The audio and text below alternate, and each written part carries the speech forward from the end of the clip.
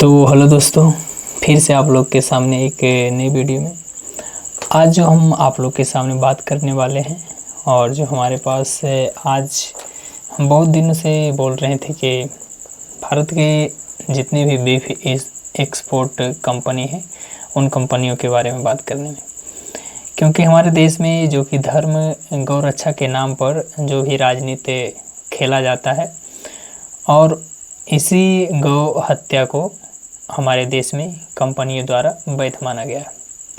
तो मैं आपको बता दें कि भारत में 500 से 1000 करोड़ रुपए के बीच जो कि हर साल देश का टर्नओवर है बीफ एक्सपोर्ट कंपनी में। हमारे देश जो कि 3rd नंबर पर पूरा दुनिया में बीफ एक्सपोर्ट करने में आते हैं, जो कि हमारे देश से 79 देशों को निर्यात करते हैं बीफ।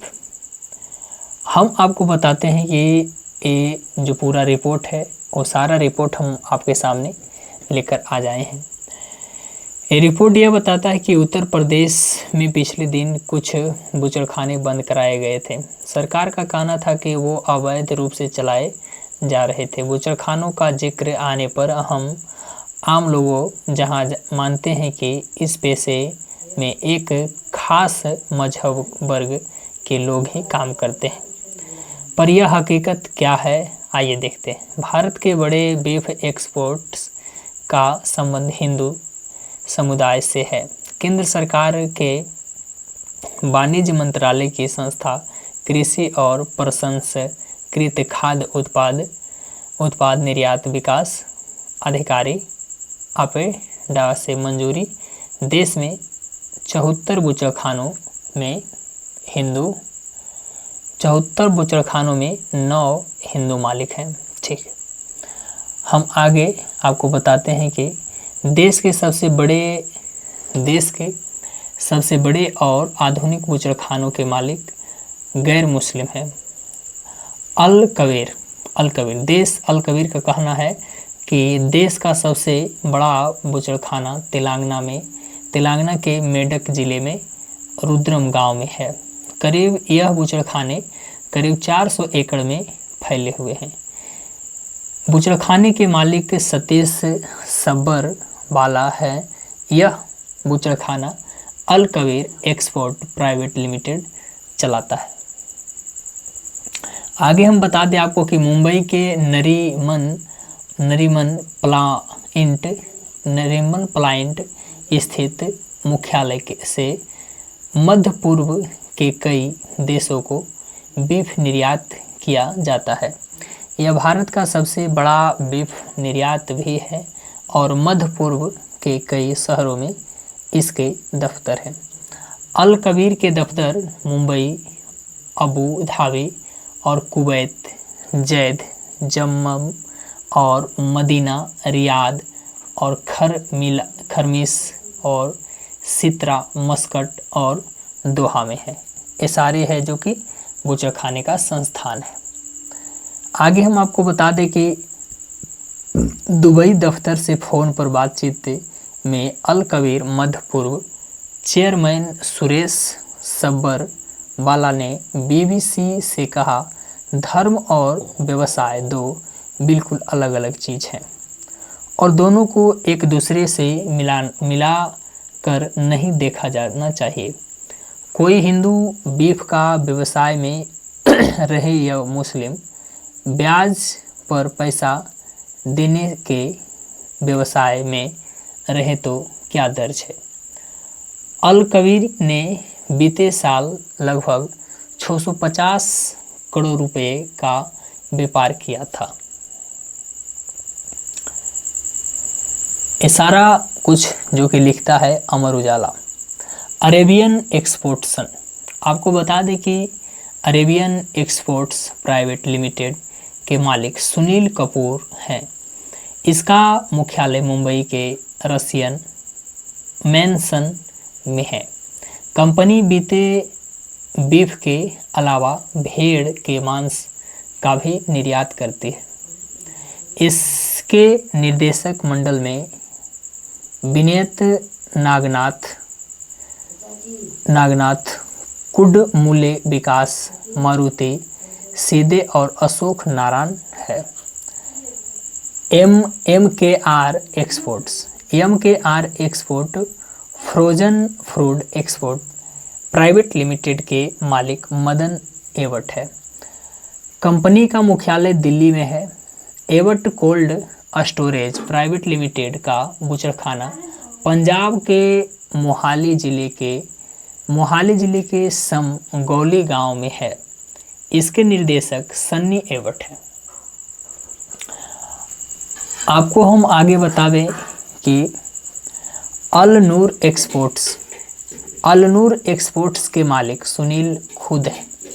इस कंपनी का दफ्तर दिल्ली में है, लेकिन इसका बूचड़खाना और मांस प्रसंस्करण संयंत्र उत्तर प्रदेश के मुजफ्फरनगर के शेरनगर गांव में है।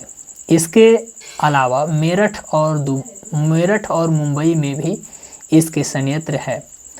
इसके दूसरे पार्टनर अजय सूद हैं। इस कंपनी की स्थापना 1992 में हुई थी और यह 35 देशों को बीफ निर्यात करते हैं। आगे हम बता दें कि एओबी एक्सपोर्ट्स प्राइवेट लिमिटेड का बूचड़खाना उत्तर प्रदेश के उत्तरवा में है। इसका मांस प्रसंस्करण संयंत्र भी है। इसके निर्देशक ओपी अरोरा है।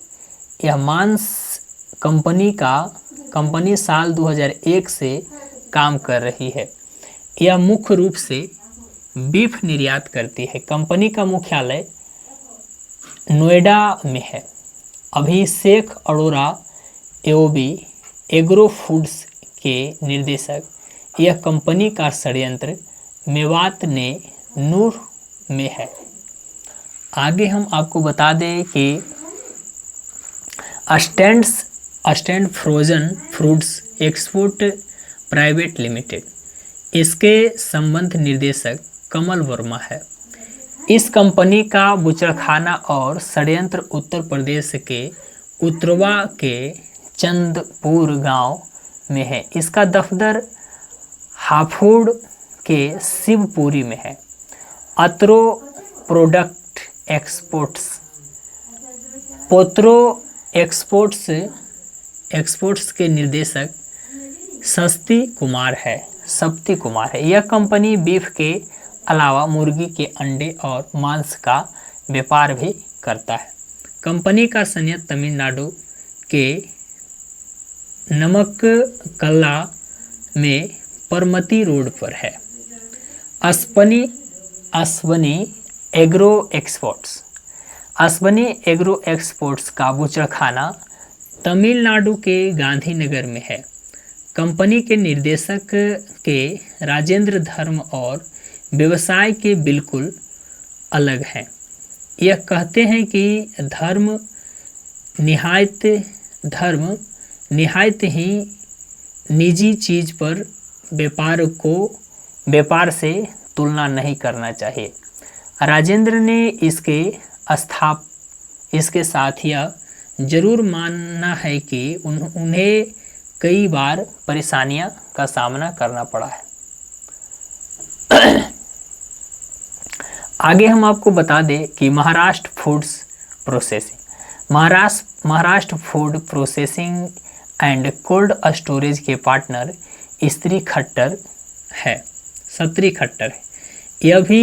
यह मानता है कि धर्म और धंधा दो अलग अलग चीज हैं और दोनों को मिलाना गलत है। वो कहते हैं कि मैं हिंदू हूँ और बीफ व्यवसाय में हूँ, तो क्या हो गया?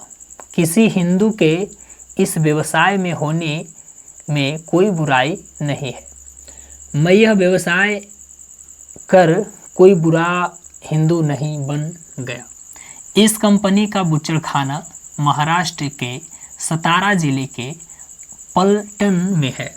इसके अलावा हिंदू की ऐसी कई कंपनियां हैं जो सिर्फ बीफ निर्यात के क्षेत्र में है। उनका बूचड़खाना नहीं है, पर वे मांस प्रसंस्करण करते हैं।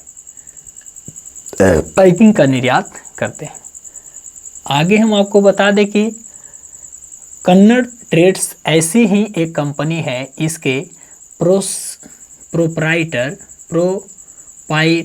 राजेश स्वामी ने कहा, इस व्यवसाय में हिंदू का भेदभाव नहीं है, दोनों धर्मों के लोग मिलजुल कर काम करते हैं, किसी के हिंदू होने से कोई फर्क नहीं पड़ता। वे यह भी कहते हैं कि बूचड़खाने बंद हुए तो हिंदू मुस्लिम दोनों को नुकसान होगा। बड़ी तादाद में हिंदू मध्यम स्तर के प्रबंधक में कंपनी का मालिक तो नहीं, लेकिन निर्देशक को जरूर इसका असर पड़ेगा। ये हम आपको, जो कि अमर उजाला पूरा लिखे और हम ये पूरा कहानी आपके सामने रखें। बात यह होता है कि ये सारा कुछ सही है, पर इसी हिंदू और मुस्लिम को लेकर जो आज दंगे होते हैं, गौ रक्षा के नाम पर जो दंगे होते हैं, किसी मंदिर के सामने अगर गौ का मांस मिल गया तो हिंदू मुस्लिम हो जाता है, किसी मस्जिद के सामने अगर किसी चीज़ का मांस मिल गया तो हिंदू मुस्लिम हो जाता है। आखिर में ये लोग कौन हैं और कहाँ से आते हैं? क्योंकि जितने भी हमारे देश के लीडर बोल सकते हैं, राजनीतिज्ञ हैं, जो राजनीति करते हैं, उनके बाल बच्चे और उनका जो कि आने वाला भविष्य है, जनरेशन, वो अपने बच्चे को अमेरिका, लंदन में पढ़ाते हैं और वो अपने बच्चे को धर्म के बारे में कुछ नहीं बताते कि आप जाइए और हिंदू मुस्लिम दंगा फसाद करिए और गौ रक्षा आप करिए। अपने बच्चे को इसमें नहीं झोंकते। लेकिन इस माहौल में किसका बच्चा मरता है, ये सोचना पड़ेगा। एक राजनेता का बच्चा कभी नहीं आता है गौ रक्षा करने के लिए। गौ रक्षा कौन करता है? एक मिडिल क्लास के लोग। तो हम ये सारे चीज़ आप लोग के सामने रखें और आप लोग डिसाइड करिए कि क्या सही है, क्या गलत है। आप लोग धर्म के नाम से बचिए और धर्म के नाम पर जो राजनीति हो रहा है, इन चीज़ों को समझिए। तो इसी के साथ हम अपना वीडियो समाप्त करते हैं और जय हिंद, जय भारत, जय महाराष्ट्र। और इन राजनीतिज्ञों को समझ कर चलिए, क्योंकि इसमें आपका बच्चा का भविष्य नहीं खराब होता है। क्योंकि झंडा लेकर आपका बच्चा दौड़ता है तो भविष्य भी खराब होगा आपका बच्चा का। राजनेता का बच्चा इसमें नहीं आता है। तो जय हिंद, जय भारत।